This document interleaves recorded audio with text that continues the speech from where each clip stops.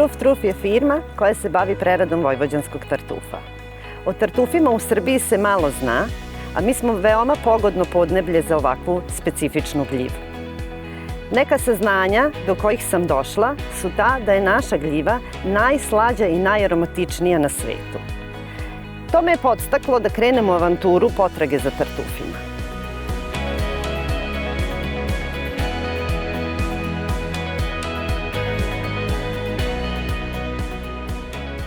Tartuf je podzemna gljiva koja se teško pronalazi.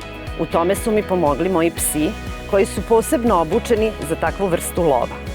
U pitanju je italijanska autohtona rasa Lagotto Romagnovo sa kojima idem u lov na tartufe.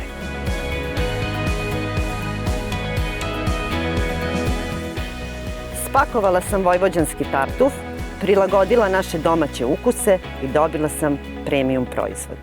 Proizvod sa kojim treba da se ponosi ne samo ja, nego i cela Srbija.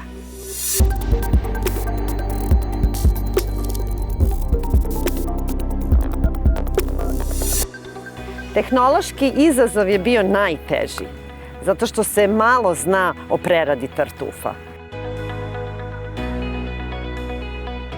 Naše bake nas nisu učile korišćenju tartufa u kuhinji i mi kroz istoriju nemamo takvo iskustvo, iako smo podneblje bogato tartufima. Uzela sam stvar u svoje ruke. Došla sam na ideju da tartufe predstavim široj populaciji, domaćoj populaciji. Da svaki čovek na teritoriji Vojvodine i Srbije može sebi da priušti ovako skupocenu i kvalitetnu gljivu.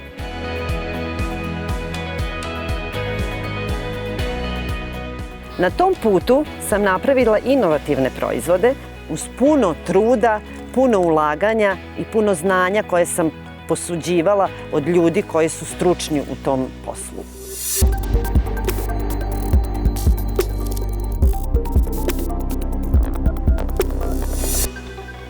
Tek kada sam imala gotov proizvod, moja intuicija mi je rekla da je to moment kada treba da izađem na tržište.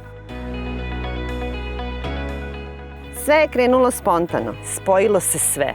Proizvod koji sam imala, moja spontanost, ogromna ljubav i želja da ljudi vide ono što sam napravila. Krenula sam u pakovanje proizvoda u male teglice i krenula sam na osvajanje tržišta. Krenula sam na ispitivanje tržišta, da li se to ljudima sviđa.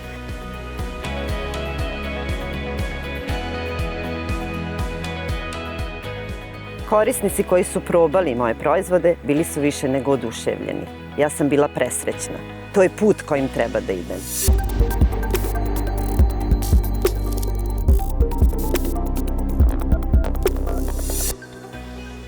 Tržište koje hoću da osvojim je naše domaće, srpsko tržište. Da ljudi u Srbiji znaju da koriste tartuf u svojoj ishrani. Naravno, to je ekstra premium proizvod. Takav proizvod zahteva i plasman u inostranstvu.